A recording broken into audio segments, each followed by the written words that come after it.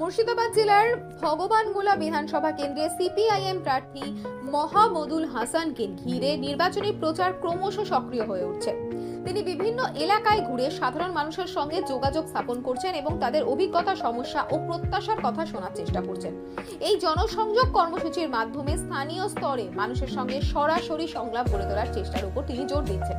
প্রচারের সময় বিভিন্ন গ্রাম ও বাজার এলাকায় গিয়ে তিনি বাসিন্দাদের সঙ্গে কথা বলেন। এলাকার পরিকাঠামো, কর্মসংস্থান, শিক্ষা ও স্বাস্থ্য পরিষেবার মতো বিষয়গুলি আলোচনায় উঠে আসে। অনেকেই তাদের দৈনন্দিন জীবনের নানা সমস্যার কথা তুলে ধরেন, যা প্রার্থীর কাছে গুরুত্বপূর্ণ তথ্য হিসেবে বিবেচিত হচ্ছে।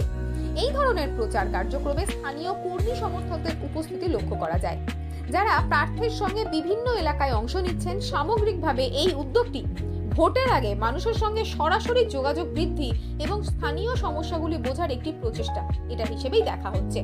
নির্বাচনী পরিবেশে এই ধরনের কার্যক্রম সাধারণ প্রার্থীদের কাছে গুরুত্বপূর্ণ হয়ে ওঠে।